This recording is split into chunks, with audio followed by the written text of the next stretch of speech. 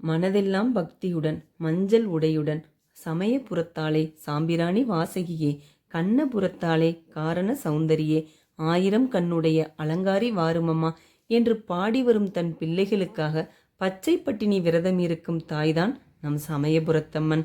அனைத்து மாரியம்மனுக்கும் தலைமை பீடமாகவும் மகாமாரியாகவும் இருக்கும் சமயபுர மாரியம்மனின் திருவிழாவிற்கு பின்னரே தமிழ்நாட்டில் உள்ள மற்ற மாரியம்மன்களுக்கு திருவிழாக்கள் நடத்தப்படுவது ஐதீகம். இத்திருவிழாவிற்கு சிவபெருமானிடமிருந்தும் பகவான் விஷ்ணுவிடமிருந்தும் சீர்வரிசை வருவது வழக்கம். அம்மன் தோன்றிய வரலாறு தெரியுமா? நோய்களின் அதிபதியான மாய அசுரன் அதிகமாக நோய்களை பரப்பி மக்களை துன்புறுத்தினான்.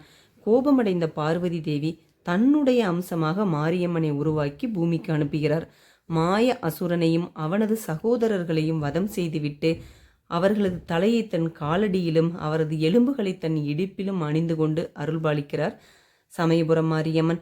பின் சிவபெருமானின் ஆசி பெற்று தனது தமையனின் திருத்தலமான 108 திவ்ய தேசங்களுள் முதன்மையான ஸ்ரீரங்கத்தில் வைணவி தேவியாக அருள் வழங்கியுள்ளார்.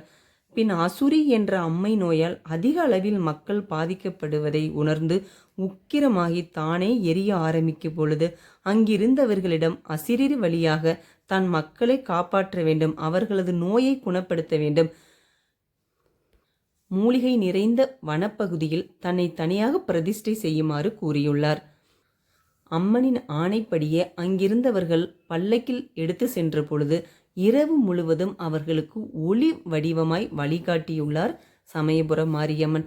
சிறிது தூரத்தில் வேம்புகள் நிறைந்த அடர்ந்த காட்டில் பல்லக்கை இறக்கிவிட்டு இளைப்பாறிய பிறகு தூக்க முயற்சித்த பொழுது அசிரிரி வழியாக தான் இங்கிருந்தே மக்களின் நோய்களையும் மனக்குறைகளையும் தீர்ப்பதாக அசிரிரி வழியாக கூறியுள்ளார் நம் சமயபுரத்தம்மன். அந்த இடம்தான் கண்ணபுரம், விக்கிரமபுரம், மாகாளிபுரம் என்ற பல பெயர்களால் அழைக்கப்படுகிறது. இத்திருத்தலத்தில் மாவிளக்கு தீபம் ஏற்றுவது மிகவும் சிறப்பு.